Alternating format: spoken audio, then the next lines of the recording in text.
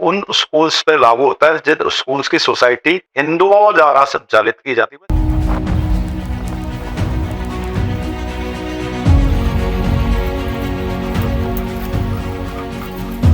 नमस्कार, आप देख रहे हैं मधुर टुडे में सजन हमारे खास कार्यक्रम एग्जाम फेस्टिवल जिसकी हमने स्पेशल सीरीज चलाई हुई है। मैं आपका स्वागत करती हूँ। प्रधानमंत्री नरेंद्र मोदी हर साल परीक्षा पर चर्चा कार्यक्रम कर देश के परीक्षार्थियों को और उनके परिजनों को डिप्रेशन से बचने का मनोबल देते हैं। मधुर टुडे भी पोस्ट परीक्षाओं और अलग अलग स्ट्रीम की परीक्षाओं पर विशेष और शिक्षा विदों के साथ छात्र छात्राओं परीक्षार्थियों को कैसे तैयारी करनी है और किस प्रकार एग्जाम के डिप्रेशन से बचा जाए जैसे अनेक जिज्ञासाओं पर हम एग्जाम फेस्टिवल कार्यक्रम में चर्चा करते हैं। आज हमारे साथ स्टूडियो में मौजूद है अजमेर शहर के जाने माने सेंट्रल अकेडमी स्कूल के प्रिंसिपल श्रीमान अजय सिंह जी राजपूत। नमस्कार। सबसे पहले हम आपके जीवन पे प्रकाश डालना चाहेंगे कि आपने अपनी शिक्षा कहाँ से हासिल करी। मेरी शिक्षा सेंट जॉन्स स्कूल से हुई है और कॉलेज स्तर मैंने राजकीय महाविद्यालय अजमेर से पास किया है जी। और उसके बाद मैं एजुकेशन में आया। सेंट्रल अकेडमी मैंने 2002 में ज्वाइन करी और तब से मैं सेंट्रल अकेडमी में कार्यरत हूँ। और सेंट्रल अकेडमी एज अ शिक्षक ज्वाइन करी थी, लेकिन आज की तारीख में पिछले 2009 से मैं प्राचार्य के रूप में कार्य कर रहा हूँ। बोर्ड परीक्षाएं आने वाली हैं, उसको लेकर काफ़ी लोगों में भय रहता है। ये भय का स्तर मैंने जो नोटिस किया है, ये भय का स्तर बोर्ड को लेके जहाँ तक पेरेंट्स डेवलप करते हैं बच्चों में, क्योंकि ये पेरेंट्स की खुद की इच्छा है जो होती है ना, जो वो पूरी नहीं कर पाते, वो बच्चों को ढूंढने का प्रयास करते हैं। और ये इच्छाएं मैंने कई बार एक नोटिस करी है कि वो कंपैरिजन पे के कारण इच्छाएं बहुत ज़्यादा होती है। वो कंपेयर करते हैं कि हमारे बच्चा, पड़ोसी का बच्चा, उसका बच्चा, और उन इच्छाओं को पूर्ण करते करते वो बच्चों को इतना डिप्रेशन में ले जाते हैं कि वो उनको लगता है कि ये बोर्ड का एग्जाम ही मेरी लाइफ का सबसे बड़ा अचीवमेंट है, इससे बड़ा लाइफ में कुछ होने वाला है, जबकि ऐसा जिंदगी में बिल्कुल नहीं है। बोर्ड की परीक्षा सिर्फ और सिर्फ हम एक मान के चलते हैं कि हमारे रास्ते में आने वाला एक पड़ाव है, ये हमारा मंजिल नहीं है, ये रास्ता है, ये हमारी मंजिल नहीं है, हमें सोच के आगे बढ़ना चाहिए। जो इनएडिक्वेसी की भावना है जो आजकल बच्चों में डेवलप हो रही है, वो जैसे पेरेंट्स प्रेशर क्रिएट करता है, बच्चा अपने आप को इनएडिक्वेट फील करने लग जाता है कि आप मेरे में तो ये नहीं है, मेरे में ये क्षमता नहीं है, मेरे में वो क्षमता नहीं है, मेरा पड़ोस का बच्चा ये कर रहा है, मेरी क्लास का बच्चा ये कर रहा है। पेरेंट्स और प्रेशर करते कि देखो मेरे फ्रेंड के बच्चे ने ये कर लिया, तो इस तरह का जो स्ट्रेस डेवलप किया जाता है। और दूसरा, आजकल जो एक भागदौड़ बची है वो मार्क्स को लेकर बची है। 99% लाता, 95% लाता, 93% लाता। मैं क्वेश्चन पेरेंट्स से पूछना चाहता हूँ, 10th में बच्चा अगर 99% ले आएगा या 97% ले आएगा तो उससे क्या फ़र्क पड़ने वाला है उसकी ज़िंदगी में। आज हम क्वालिटी डेवलपमेंट की बात नहीं कर रहे, हम सिर्फ क्वांटिटी पे फोकस कर रहे हैं, हमारे को मार्क्स अचीव कर रहे हैं, इस पर फोकस नहीं कर रहा। हमने ये नहीं देखा कि बच्चे में क्वालिटी डेवलप हुई है या नहीं है, उस पर पेरेंट्स फोकस नहीं करना चाहता। उनका बेसिक टारगेट है सिर्फ क्वांटिटी पे फोकस करना कि ज़्यादा से ज़्यादा मार्क्स लेके आएगा। मैं क्वेश्चन पूछना चाहता हूँ, मार्क्स ज़्यादा 99% लाके वो क्या करेगा? अगर बच्चे में सांस्कृतिक डेवलपमेंट नहीं हुआ है, अगर वो कल्चरली अपने अपने अपने मूल सिद्धांतों से जुड़ाव नहीं है, वो जिंदगी में क्या करेगा? 99% लाके भी कुछ नहीं कर सकता। और मटेरियलिस्टिक गुड की कोई सीमा नहीं है। हम पेरेंट एक एग्जाम्पल और देते हो कि अगर मैं 99% ले आएगा तुम डॉक्टर बन जाओगे, तुम इंजीनियर बन जाओगे। टारगेट क्या है डॉक्टर बनने का? मैं पूछता हूँ टारगेट क्या है? डॉक्टर बन के इंजीनियर बन के करेगा क्या? पेरेंट्स कहता पैसा कमाएगा। तो ये जो चीज़ है ना, हमारी जो सोच है अच्छे पे, वहीं से क्लास 10 से प्रेशर क्रिएट करने लग जाती है। मैं 99% लाऊंगा, फिर मैं 12th में नीट क्लियर करूँगा, मैं 12th में उसके बाद IIT क्लियर करूँगा, फिर मैं इंजीनियर बनूंगा, फिर मैं डॉक्टर बनूंगा और पैसा कमाऊंगा। ये सोच है जो बच्चे को डिप्रेशन में लेकर। मतलब टोटली पेरेंट्स अपना पूरा जो वो नहीं कर पाए वो चाहते हैं हमारे बच्चे ये करके। बिल्कुल बिल्कुल, आप नोटिस करेंगे आपके चारों तरफ ही, अगर आप देखेंगे तो अगर मैंने गिटार मैंने जिंदगी में नहीं सीख पाया तो सिर्फ मेरे को लगता मेरे बेटे को सीखना चाहिए। मैं डॉक्टर नहीं बन पाया तो मुझे बेटे को डॉक्टर बनना चाहिए। तो अपनी जो कमियां थी जिंदगी की, पेरेंट्स की खुद की कमियां, वो बच्चे को चाहते हैं कि वो पूरी करें। कैसे पॉसिबल नहीं हो सकता? प्रिंसिपल होने के नाते आपका सीधा संवाद होता है, बच्चों से आप चर्चा करते हैं एग्जाम टाइम? बिल्कुल, समय समय पर मैं बच्चों से चर्चा करता हूँ। मेरा जो बेसिक मोटिव है, राष्ट्रीय शिक्षा नीति 2020 में जो आई, हमारे प्रधानमंत्री जी ने जो शिक्षा नीति दी, उसमें भी ये फोकस था कि बच्चों को मूल रूप से जब से वो बच्चा पहली क्लास में जाता है या उससे प्राइमरी प्री प्राइमरी क्लास में जाता है, उसको अपनी सांस्कृतिक जुड़ाव आना चाहिए।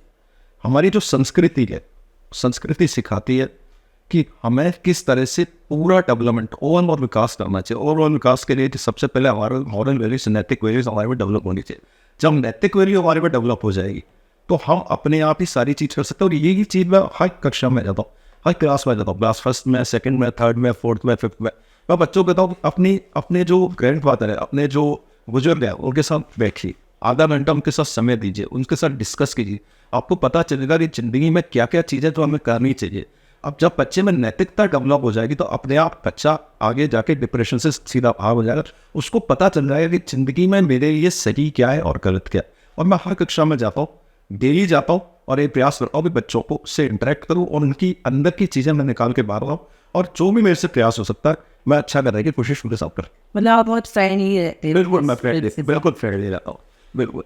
Between 10th and 12th class के बच्चों में हमने देखा है कि कुछ अंतर होता है इनके अंदर या सिमिलरिटी। देखिए मैम, सबसे बड़ा तो हार्मोनल चेंज जब बच्चे में होता है। हम अगर देखें टीन एज होती है 13 to 19।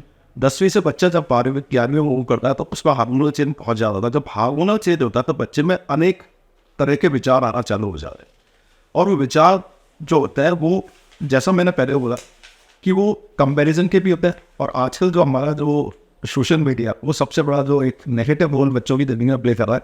इंस्टाग्राम में उसके फॉलोअर कितने हैं ये 10वीं के बाद ही देखने को मिलेगा।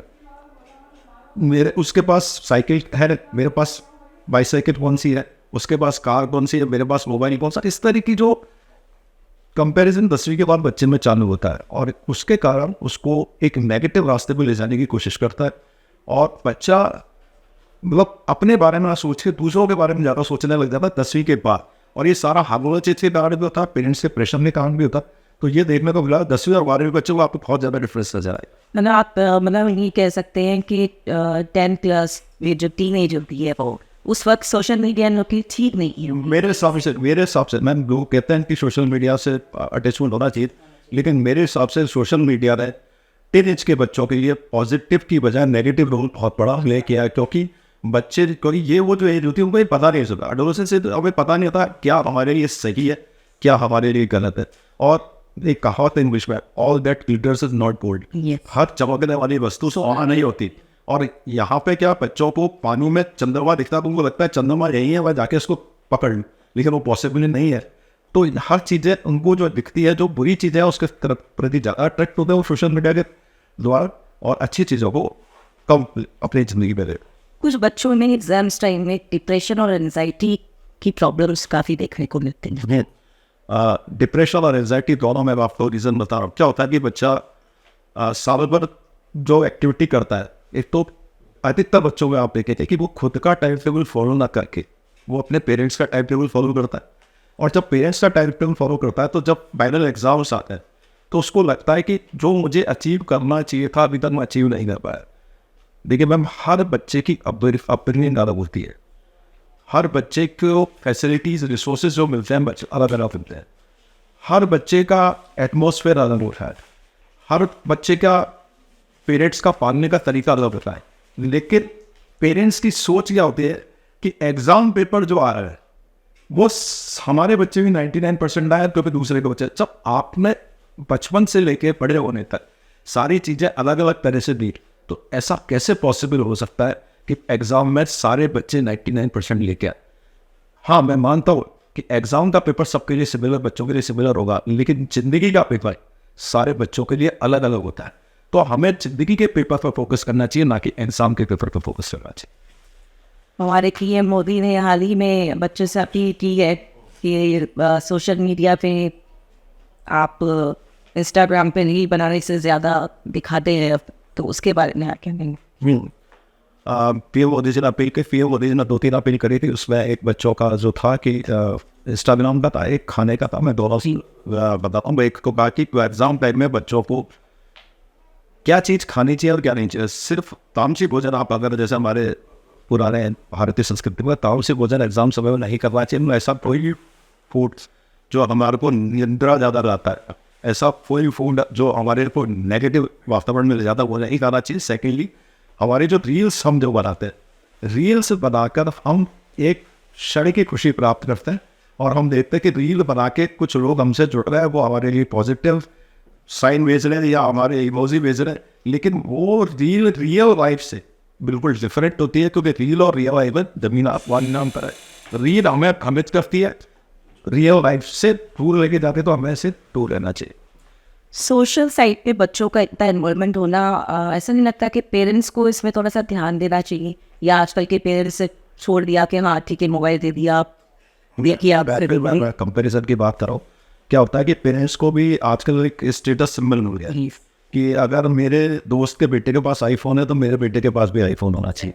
तो ये कंपैरिजन का स्तर जब पेरेंट्स में बढ़ने लग जाएगा, मैं फिर कह रहा हूँ कि पेरेंट्स को फोकस करना है क्वालिटी ऑफ लाइफ पे, ना कि क्वांटिटी ऑफ लाइफ पे। क्वालिटी ऑफ लाइफ आईफोन से नहीं बढ़ेगी। मैं सिर्फ एक आपको और उदाहरण देना चाहता हूँ। हमारा जो माइंड है सर, आप mind makes us feel heaven like अ हेल्थ। मतलब हमारा हम जब जहाँ बैठते हैं कि हम अगर बैठे हो, अगर हेवन में भी बैठे हो तो हमको हेल्थ की फीलिंग माइंड हमारा करा दे। मेरे पास यहाँ सारी सुविधा है। मैं अगर सपोज करूँ BMW कार में बैठा हूँ, घूम रहा हूँ, लेकिन अगर उन्हें मस्तिष्क कहीं और काम कर रहा है तो मुझे फीलिंग मेरे को हेल की होने लग जाएगी, मेरे को कुछ चीज़ अच्छी नहीं लगेगी। लेकिन सिमिलरली मेरे पास के रिसोर्सेज, भला मैं साइकिल चला हूँ लेकिन मेरा तनाव मेरे पास कम है तो मुझे हेवन की फीलिंग होने लग जाएगी। तो सिमिलरली पेरेंट्स को भी ये करना कि अपने बच्चों को फील ये कराया जाए कि उनकी ज़िंदगी के लिए अच्छा क्या है, और ये चीज़ कंपैरिजन से नहीं हो सकती। उनकी ज़िंदगी में क्या अच्छा, पेरेंट्स को भी अपने बच्चों को समय देना पड़ेगा। पेरेंट्स समय न दे के बच्चों को पैसा देते हैं, मटेरियलिस्टिक गुड देता है, वो सबसे बेकार चीज़ है। अगर पेरेंट्स, आज मैं क्वेश्चन पूछना चाहूँगा, कितने पेरेंट ऐसे हैं जो अपने बच्चे के साथ डेली 1 घंटा समय बिताते हैं, उनकी ज़िंदगी के बारे में पूछते हैं, उनकी समस्याओं के बारे में पूछते हैं। पेरेंट्स सिर्फ अपनी इच्छाओं को बच्चे पे थोपते हैं, उनकी इच्छाएं पूछने का प्रयास कोई पेरेंट नहीं करता कि उनकी ज़िंदगी में क्या चल रहा है। वो सोचते हैं अच्छा मोबाइल, अच्छी मोटरसाइकिल, अच्छा लैपटॉप दिला के हम बच्चे की ज़िंदगी अच्छा बना लेना है। बच्चों को चाहिए पेरेंट का 1 घंटा अच्छा समय डेली, वो बच्चे की ज़िंदगी अच्छा बनाए। प्रधानमंत्री जी के प्रोग्राम को देखने के लिए आपके स्कूल में क्या व्यवस्थाएं कराई गई थी और बच्चों में कितना उस साथ? प्रधानमंत्री जी के कार्यक्रम को देखने के लिए हमारे स्कूल में एक हॉल है मैम, उसमें प्रोजेक्टर पे पूरे बच्चों को दिखाया गया। करीब 650 बच्चों ने उसमें पार्टिसिपेट किया। बच्चे बहुत उत्साहित थे क्योंकि यशस्वी प्रधानमंत्री जी हमारे आदरणीय मोदी जी, वैसे ही उनका और बहुत तगड़ा है, करिज्मेटिक पर्सनैलिटी है। जिंदगी में मैं एक चीज़ मैं और जोड़ना चाहूँगा कि शक्ति का प्रदर्शन करने के कई तरीके होते हैं, है ना। पावर जो होती है, पावर के इंसान मार से दिखाता है, कई डांट से दिखाता है, लेकिन आपको रियलिस्टिक पावर देखनी है जो हमारे भगवान राम की हमने पावर अभी शक्ति देखी कि हमारे मंदिर का इनॉग्रेशन हुआ था 22 को, कि लोगों ने अपनी इच्छा शक्ति से दीप जलाए, इच्छा शक्ति से अपने घर को सजाया। उसी तरह की शक्ति हमारे प्रधानमंत्री जी के पास। वो जो बोलते हैं, उनका जो हो रहा है, वो है कैरिज्मेटिक पर्सनैलिटी। मतलब उनके पास वो पावर है जब प्रभु ने दी है कि उनका कहा हुआ एक एक शब्द लोगों को हमें वो मानना चाहिए और हमारी ज़िंदगी में आगे बढ़ना चाहिए। तो प्रधानमंत्री का एक एक शब्द बोला हुआ आज के स्टूडेंट बहुत अच्छी तरह से सुनते हैं, समझते हैं और उसी राह पे चलने का प्रयास। आरटीई की गाइडलाइन जो है इसमें 25% गरीब बच्चों के लिए आरक्षित करने का नियम है, तो क्या सभी स्कूलों में लागू होता है? देखिए मैम, आरटीई जो नियम है 2009 में आया था, राइट टू एजुकेशन एक्ट 2009। इसमें सबसे बड़ा जो फ्लॉ है, सबसे बड़ा जो ड्रॉबैक है कि ये नियम सिर्फ और सिर्फ उन स्कूल्स पर लागू होता है जिन स्कूल्स की सोसाइटी हिंदुओं द्वारा संचालित की जाती है। मैं स्पष्ट शब्द बोल रहा हूँ, हिंदुओं द्वारा संचालित की जाती है। मीन्स ये एक्ट उन स्कूल पर लागू नहीं होता जिनकी सोसाइटी माइनॉरिटी द्वारा संचालित की जाती है। मीन्स इसमें अगर कोई क्रिश्चियन स्कूल है वो इस एक्ट में नहीं आता, कोई मुस्लिम स्कूल है वो इस एक्ट में नहीं आता, और अदर देन माइनॉरिटी कोई भी स्कूल है वो इस एक्ट में नहीं आता। ये हमारा सबसे बड़ा ड्रॉबैक है। मैं आपके द्वारा निवेदन करना चाहूँगा हमारी सरकार से कि इस पर काम करें, क्योंकि सो कॉल्ड जितने माइनॉरिटी स्कूल है भारत में जो ये कहते हैं कि हम सबसे बढ़िया शिक्षा भारत में देते हैं, तो ऐसा क्यों है कि उस स्कूल में गरीब बच्चा हमारा नहीं पढ़ सकता? तो आपके द्वारा ये निवेदन है कि आप मेरी बात आगे तक पहुँचाएं, सरकार तक, और ऐसी कोई फैसिलिटी करे, ऐसा कोई अपने कानून में परिवर्तन करे कि इन स्कूल्स में भी गरीब बच्चा।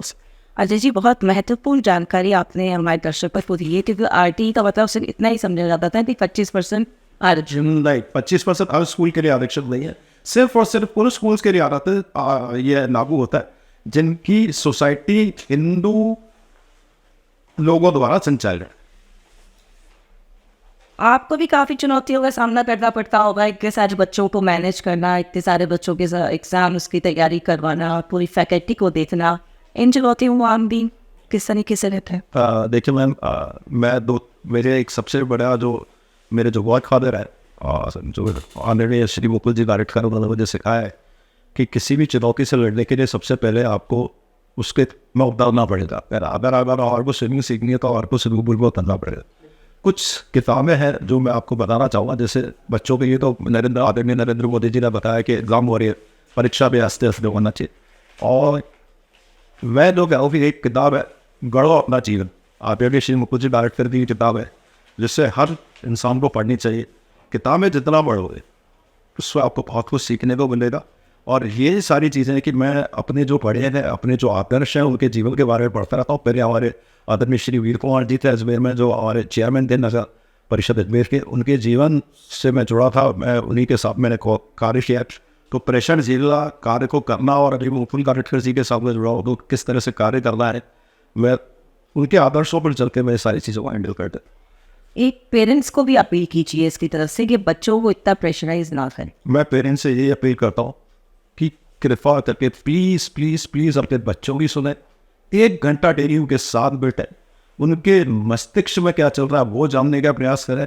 आप सिर्फ प्रेशर क्रिएट करके बच्चों को सही राह पे नहीं ले जा सकते। मेरी आपसे हाथ जोड़ के निवेदन है कि 1 घंटा डेली बच्चों को दे, सिर्फ उनसे सुने कि उनकी ज़िंदगी में चल क्या रहा है, वो क्या कर रहे हैं, वो वहीं पे क्या देख रहे हैं, उनकी लाइफ में ऐसा तो नहीं कोई प्रॉब्लम आ रही है, वो आपको बताने से डर रहे हैं।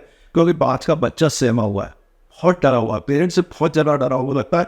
मैं पेरेंट्स को बोलूँगा तो मेरे पेरेंट्स नाराज हो गए। नहीं, प्लीज़ उनको सिखाइए कि नहीं, हम आपसे नाराज किसी आदत में नहीं करना। भगवान ने हमें एक ही ज़िंदगी दी है, ऐसा कहा जाता है ना हमारी संस्कृति में कि 33 करोड़ योनियों के बाद एक मनुष्य का जीवन मिलता है। तो इस जीवन को नरक न बनाए, इस जीवन को अच्छा बनाए, और अच्छा बनाने के लिए ये जरूरी है कि हम आपस में मिल बैठ के बात करें। पेरेंट्स अच्छा कोई दोस्त किसी बच्चे का नहीं हो सकता जीवन में, क्योंकि एक पेरेंट ही बच्चे की भावनाओं को समझ सकता है। आज की दुनिया में, आज इस अपॉर्चुनिस्ट वर्ल्ड में, जो निस्वार्थ अगर कोई रिश्ता है वो माँ बाप का अपने बच्चों से होता है। तो इस रिश्ते को निभाते हुए अपने बच्चों से पूछें उनकी ज़िंदगी में चल क्या है, और उनकी ज़िंदगी में आए हुए संकट को, परेशानियों को दूर करने का प्रयास करें, ना कि उन पर प्रेशर डालें। अपनी अपेक्षा न थोपें। बिल्कुल। मरुधरा टुडे के माध्यम से जितने भी विद्यार्थी देश प्रदेश के एग्जाम दे रहे हैं उनके लिए कोई संदेश देना चाहिए? मैं आपके माध्यम से, मरुधरा टुडे के माध्यम से, सबसे बड़ा तो आपने जो ये इनिशिएटिव लिया, पहली बार मेरी लाइफ में इतने साल का करियर हो गया, मैंने आज तक देखा कि आज से पहले किसी भी चैनल ने इस तरह का कार्य नहीं करा। आपका कार्य बहुत सराहनीय है और मैं आपको साधुवाद देता हूँ कि इस तरह का कार्य आप कर रहे हैं। और मैं आपके माध्यम से बताना चाहता हूँ पेरेंट्स को कि प्लीज़ आप बच्चों की बात सुने। मैं स्टूडेंट्स को भी कहना चाहता हूँ कि प्रेशर बिल्कुल ना दें। भगवान ने हर, जैसे एक ताला वाला है, हर ताले वाला जैसे अगर वो लॉक बनाता तो उसकी की भी बनाता है, ताला बनाता तो उसकी चाबी। ऐसा कोई दुनिया में ताला नहीं है जो बनाओ और उसकी चाबी ना बनो। तो प्रभु ने भी अगर हमारे को भेजा है पृथ्वी पे तो कुछ ना कुछ करने भेजा। ऐसा नहीं कि हम डॉक्टर ही बनेंगे, इंजीनियर नहीं बने, कुछ ना कुछ जरूर बनेगा। प्रभु ने सोचा हुआ है, उस पर विश्वास रखिए, दृढ़ संकल्प के साथ चलिए, कड़ी मेहनत करिए, इरादे नहीं करिए, जिंदगी में जरूर सफल हो। अजय जी, आपने अपना कीमती समय निकाल के हमारे दर्शकों को काफ़ी कुछ सुझाव दिए, उसके लिए आपका बहुत बहुत धन्यवाद। हाँ, चलो तनाव पर काबू पाते हैं, जीवन को उत्सव के रूप में मनाते हैं, परीक्षा पे चर्चा में आते हैं। अपनी क्षमता, अपनी प्रायोरिटी, अपनी आवश्यकता, अपने इरादे, थोड़ा हर अपेक्षाओं को उसके साथ जोड़िए। परीक्षा पे चर्चा। देश, दुनिया और शहर की खबरों की जानकारी के लिए देखते रहिए मरुधरा टुडे। मरुधरा टुडे के चैनल को सब्सक्राइब करें, नीचे दिए गए बेल आइकन को प्रेस कर लाइक, कमेंट और शेयर करें।